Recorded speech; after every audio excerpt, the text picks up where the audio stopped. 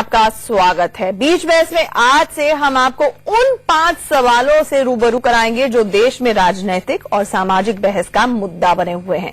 जो सवाल जिन्हें जानना आपके लिए बेहद जरूरी है और जिनका जवाब आपको सीधे सपाट खबरें नहीं दे सकती है। हम आपको बताएंगे आज की 5 बड़ी खबरें, खबरों का हर एक पहलू और उन खबरों के पीछे की खबर भी। तो चलिए शुरुआत करते हैं बीच बहस में। आज इन 5 बड़े सवालों पर बात करेंगे।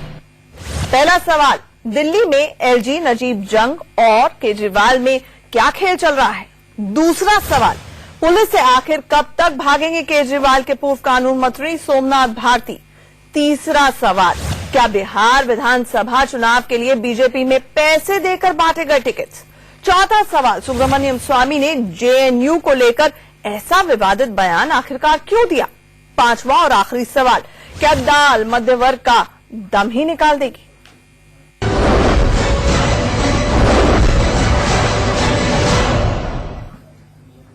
तो चलिए शुरुआत पहले सवाल की, यानी कि दिल्ली की राजनीति से। दिल्ली की राजनीति में आखिर चल क्या रहा है। कल तक एलजी, नजीब जंग को पानी पी पी कर कोसने वाले केजरीवाल आज उन्हें अच्छा आदमी बताने में लगे हैं। क्या केजरीवाल का हृदय परिवर्तन हो गया है या फिर ये उनकी कोई नई चाल है। और कांग्रेस क्यों कह रही है कि नजीब जंग को हटाओ। देखिए हर सवाल का जवाब।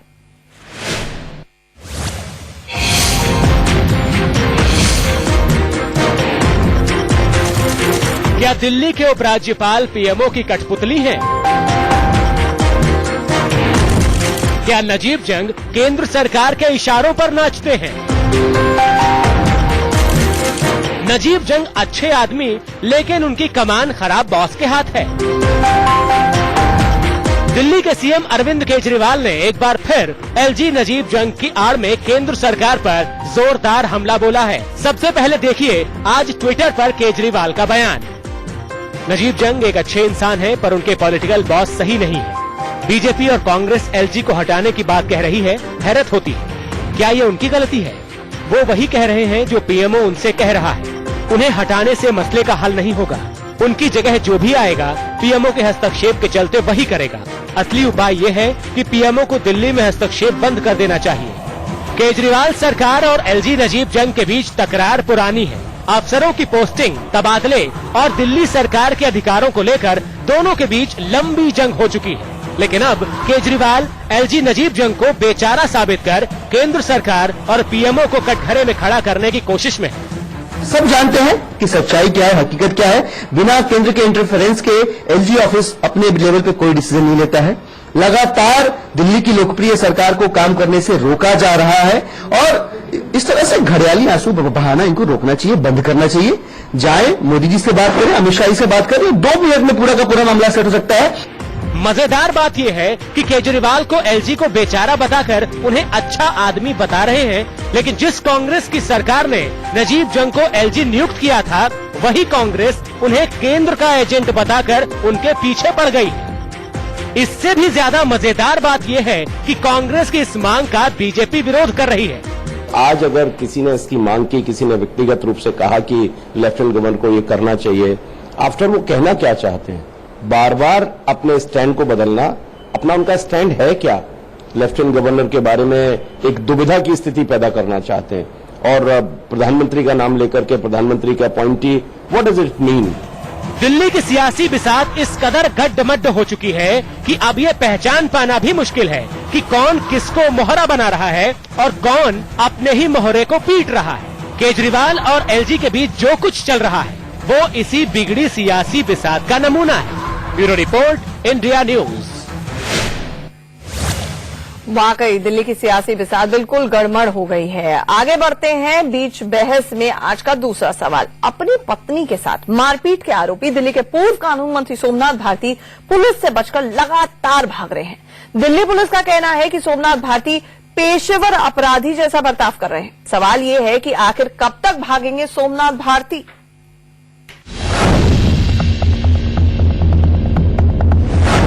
कब तक ठिकाने बदलेंगे सोमनाथ? कब तक गाड़ी बदलेंगे सोमनाथ? कब तक सिम कार्ड बदलेंगे सोमनाथ? क्या सोमनाथ ने अपना हुलिया बदल लिया है? क्या सोमनाथ को छिपाने में कोई गैंगस्टर मदद कर रहा है?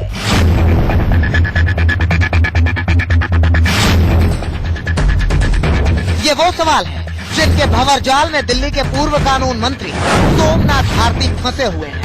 अपनी बीवी की हत्या का प्रयास और घरेलू हिंसा के आरोप झेल रहे सोमनाथ पुलिस से बचकर भाग रहे हैं। खबर है कि उनकी मदद एक ऐसा शख्स कर रहा है जिस पर दंगा भड़काने, हत्या के प्रयास और अन्य गंभीर अपराधों में शामिल होने का आरोप है। सोमनाथ भारती जो एक क्रिमिनल की तरह से और एक अपराधी की तरह से बर्ताव कर रहे हैं, जगह जगह बदल रहे हैं, ठिकाने बदल रहे हैं। बहुत गलत तरीका है किसी भी चुने हुए नुमाइंदे का। कोई भी इशू, आपका चाहे घरेलू हिंसा का इशू हो, तो उनको अपने आप को पेश करना चाहिए था। पहले खबर आ रही थी कि सोमनाथ भारती आगरा में कहीं छिपे हो सकते हैं, मगर अब दिल्ली पुलिस की माने तो सोमनाथ ने दाढ़ी मूछ लगाकर भेष बदल लिया है और वो हरियाणा में कहीं छिपे हो सकते हैं। बीजेपी तो यहाँ तक कह रही है कि सोमनाथ को भगाने में आम आदमी पार्टी के नेता मदद कर रहे हैं। मदद इनको कोई नहीं कर रहा, मदद इनको आम आदमी पार्टी के लोग जो इनको हाइडआउट्स में मदद कर रहे हैं, ये सरकार के लोग हैं। खबर है कि सोमनाथ भारती लगातार ठिकाने बदल रहे हैं, सिम कार्ड बदल रहे हैं, गाड़ियां बदल रहे हैं, एक पेशेवर अपराधी जैसी हरकतें कर रहे हैं। आलम यह है कि अब आम आदमी पार्टी का भी सोमनाथ से मोह भंग हो रहा है। दिल्ली सरकार की तरफ से पहले ही कहा जा चुका है कि सोमनाथ को हाजिर हो जाना चाहिए। इसके अलावा सोमनाथ पर खिड़की एक्सटेंशन मामले में भी जांच की इजाजत दिल्ली सरकार ने दे दी है। सोमनाथ की अग्रिम जमानत याचिका पर सोमवार को सुप्रीम कोर्ट में सुनवाई है। उसके पहले सोमनाथ के हाजिर होने की संभावना न के बराबर है। मगर सवाल ये है कि आखिर पुलिस से कब तक भागेंगे सोमनाथ। शिवानी त्यागी के साथ अजीत श्रीवास्तव, दिल्ली, इंडिया न्यूज। करीब 2 साल पहले इन्हीं सोमनाथ भारती ने खिड़की एक्सटेंशन मामले को लेकर पुलिस की नाक में दम कर दिया था। आज पुलिस से भागे भागे फिर रहे हैं सोमनाथ भारती। बहरहाल आगे बढ़ते हैं बीच बहस में आज का तीसरा सवाल, क्या बिहार में बीजेपी पैसे लेकर टिकट बांट रही है? आइए देखते हैं क्या है सनसनीखेज आरोप की हकीकत।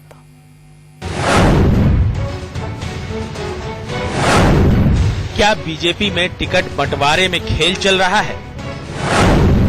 क्या बीजेपी बिहार में अपराधियों को टिकट दे रही है? क्या बीजेपी में जी हुजूरी नहीं करने वालों की कोई जगह नहीं? क्या बीजेपी और लालू में कोई फर्क नहीं रह गया? बिहार चुनाव में बीजेपी के टिकट बंटवारे पर ये सनसनीखेज सवाल बाहर से नहीं, भीतर से ही उठ रहे हैं। सवाल उठाए हैं पूर्व केंद्रीय गृह सचिव और आरा सांसद आरके सिंह ने। यहाँ आया तो बिहार के अन्य क्षेत्रों से भी लोग हमको आते हैं।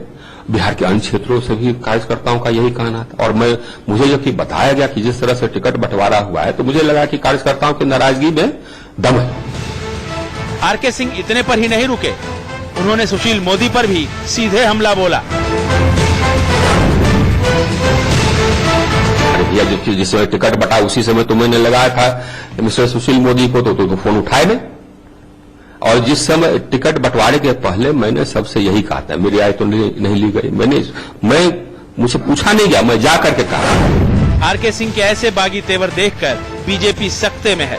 हालांकि पार्टी उनके आरोपों को सिरे से नकार रही है। आरके सिंह साहब पार्टी के सम्मानित सांसद हैं और पार्टी में बहुत ही पारदर्शिता तरीके से सारे टिकटों के फैसले होते हैं। मैं मानता हूं कि भी नए हैं, अभी ब्यूरोक्रेसी से आए हैं, धीरे धीरे उनको पार्टी समझ में आ जाएगी। आदरणीय आरके सिंह जी पहले वरिष्ठ आईएएस अधिकारी थे, ईमानदार छवि के व्यक्ति थे, फिर सांसद बने भाजपा से।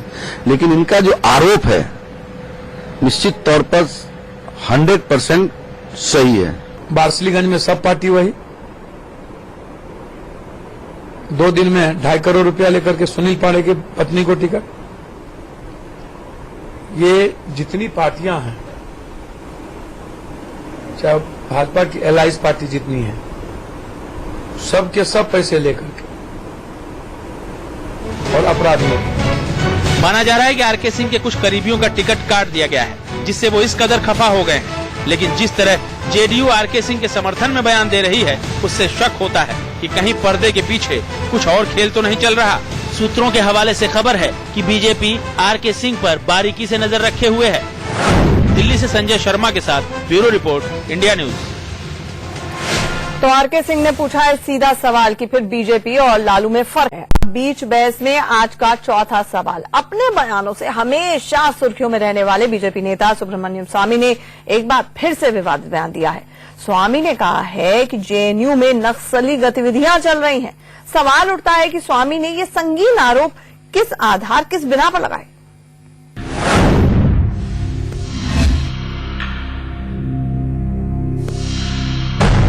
क्या जेएनयू में नक्सली रहते हैं? क्या जेएनयू में देश विरोधी गतिविधियां होती हैं? क्या जेएनयू के प्रोफेसर नक्सलियों से मिले हुए हैं? ये वो सवाल हैं जिनके जवाब में बीजेपी के नेता सुब्रमण्यम स्वामी कहते हैं कि हाँ, ये सही है।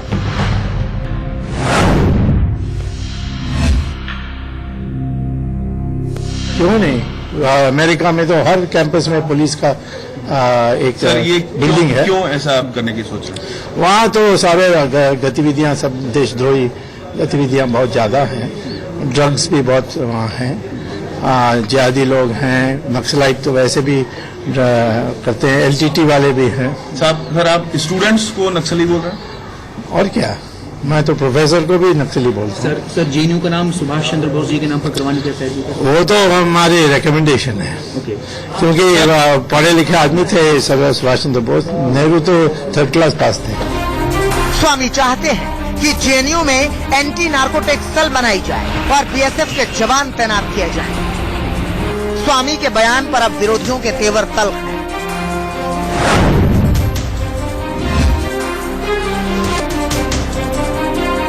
पिछले 8-10 साल से तो मुझे समझ में नहीं आता है कि सुब्रमण्यम स्वामी जी ने क्यों इस तरीके का एक नया रुख अख्तियार कर लिया है। सुब्रमण्यम स्वामी जैसे लोगों की बातों को ज्यादा गंभीरता से लेने की आवश्यकता नहीं है।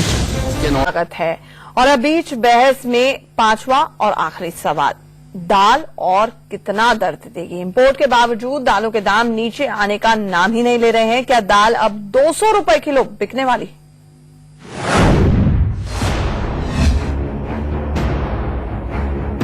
क्या दाल मध्य वर्ग की थाली से दूर हो जाएगी?